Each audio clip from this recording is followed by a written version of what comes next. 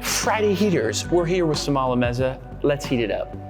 When you walk in, like, do you have an intent for what you want people to see first? It's like, oh, read a book, left to right.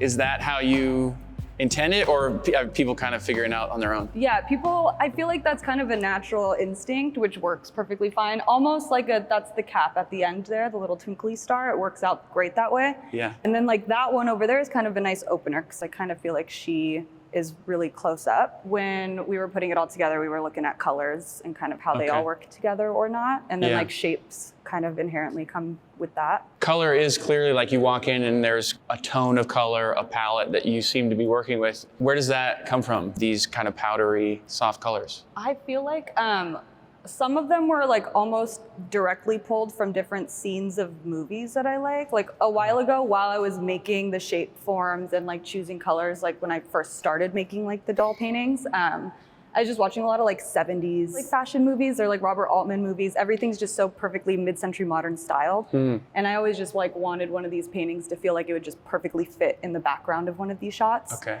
And then making this series, I used a lot more light and like white actually just added to the paint colors, which in the past I've done a lot of darker colors. Okay.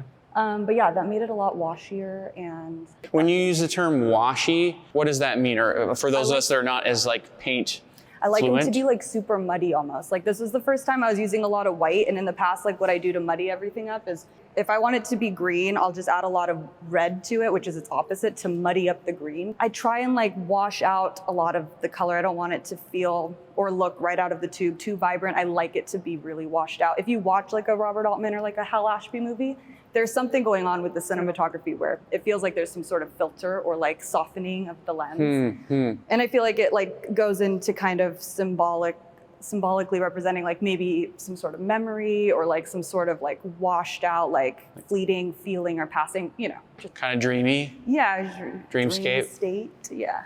Is this a lot of thin paint that you're like coating, or is it like you put paint on and then you're spreading it out and making it? I do like layers of them, and I wash out the paint with different mediums, like wax I use and just stuff like that. I want it to feel like kind of crayon-like or something. Like once I'm using the paint, it feels thicker. But then what I do is with the brush, I scrub it kind of really intensely in there. I have like a horrible shoulder and wrist because of the way I paint. It's really aggressive and it gets repetitive, and then I end up like, you know, needing a massage for hours afterwards. Like it gets really painful. But that's kind of how I push it all into each other. And then the edges are always really complicated because it's a lot of going back and forth to get it to the right space, like smoothing it like all a little bit of into green, a each little bit of other. pink, a little bit of green, a little bit of pink. And then I'll push the pink into the green part and like push it back. It's just a lot of over and over again. But that's just like the paint process. Yeah. And this one I just did a lot more actually, like the textures in the background and a lot more layering where it's not the exact color, but there's also these like subtle lifts of color. That one has like a darker blue with its lighter blue. This one has the pink. Definitely, I noticed in these first three, obviously the one that has a clear figure to it. Yeah.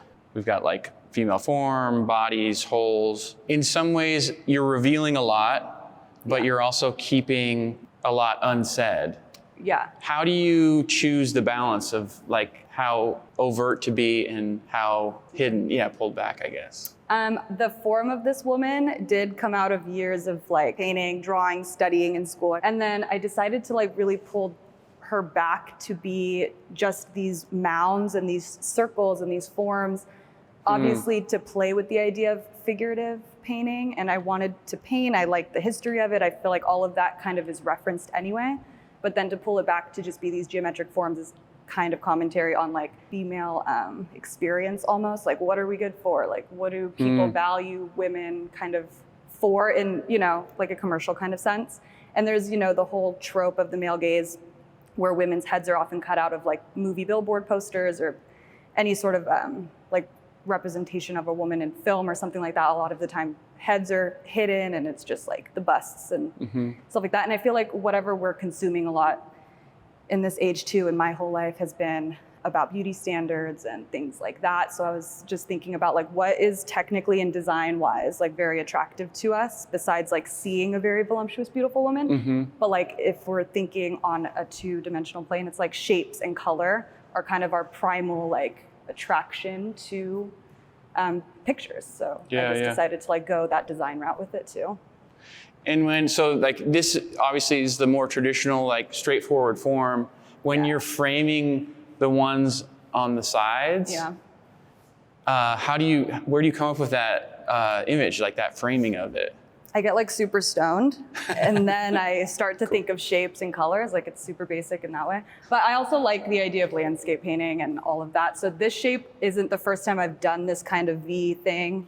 To me, this was like maybe mountains or something. In the past, I've done this similar shape. This time it's just different colors and a really cropped in version. And then this was a really big circle hole for me this time. It felt more like a target or something, where then it becomes kind of like a game thing or like pin the tail on a donkey, like whatever a target could represent. Yeah. The first one over here gets really zoomed in like a really intimate way, kind of. Yeah. And then this like darker color up here was just kind of a gag on like your roots growing out when you're blonde. I was blonde for a long time. Okay.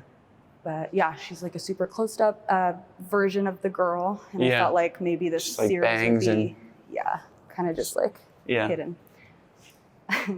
But then this one, who's kind of like the hitter of the whole show, this purple girl. Right. The one that's like, oh, there's this thing that that I've been seeing.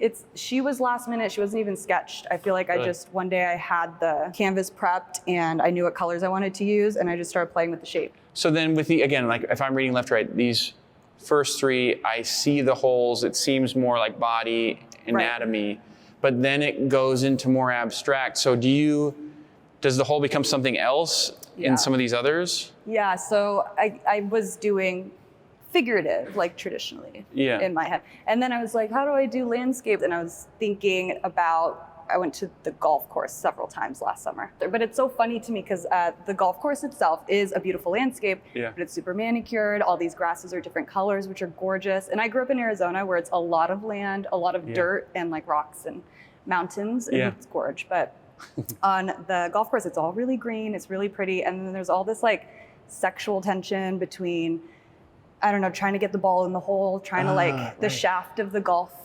stick, whatever it's called, the club. I hadn't thought about that. It just turned really horny, like, I don't know. And then, so I was like, okay, this is kind of my version of my like landscape phase. You know, I could do the golf course, which still has all of the hole reference, which just kind of fed perfectly into it all. And then, I don't know, the series started to feel just kind of like the girl went outside and she's like having a good old fashioned time. I love that. That brings a whole new meaning to this, like kind of like mellow landscape painting. Right. It's like, there's a lot going on there. One more that's like golfy, but it's like feminine, serious, but yet colorful and kind of funny and playful. Yeah, there's like the satire. This one was really last minute too, the flower one. But to me, I was like, give her a big butt and some boobs. And it's a flower though, like with leaves and her hair and all of that's working here like a landscape.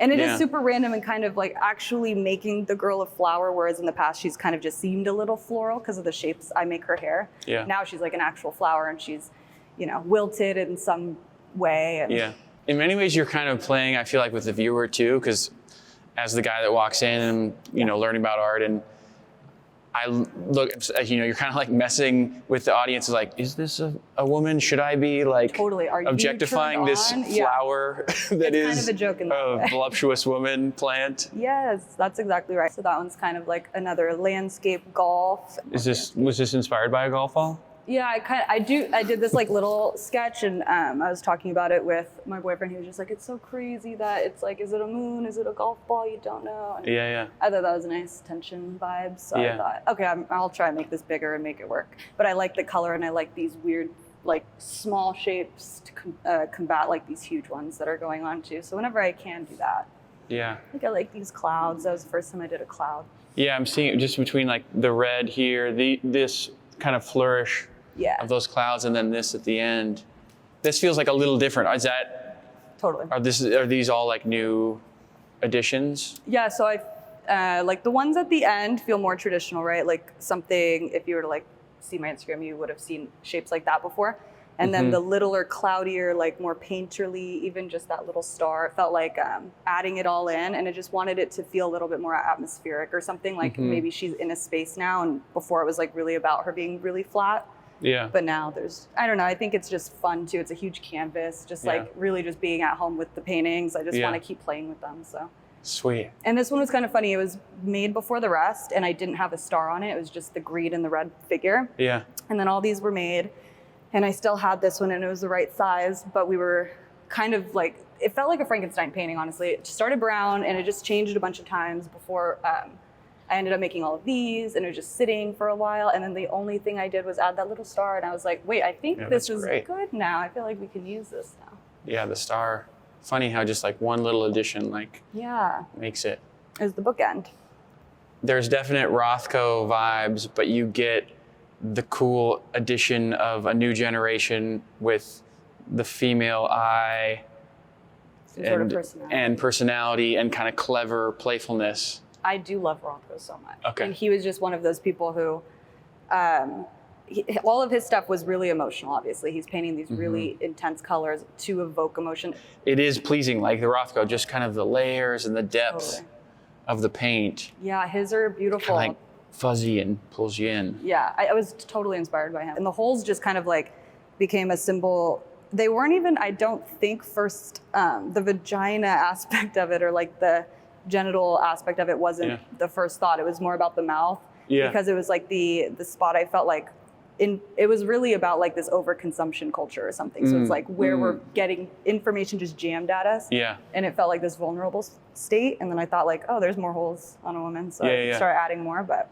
Yeah, it feels kind of like, vacuums do come to my mind when I see it. And even hearing you describe some of them, like that's not how I originally perceived them. How did you originally perceive it? To be honest? Yeah, I want to know. This one I still think of as like face with like legs spread, kind of looking up through. It kind of turns into like those pictures that the therapists or like psychoanalysts use, and it's like, what do you see? Yeah, there's so much to digest in a painting. Like not only the subject that you choose to paint, how you frame it, the colors you use, the textures that end up. Yeah. And then at the end, there's just like so many different combinations of things. Totally. I know, it's fun. It's like I've made my own weird language with this girl in the holes.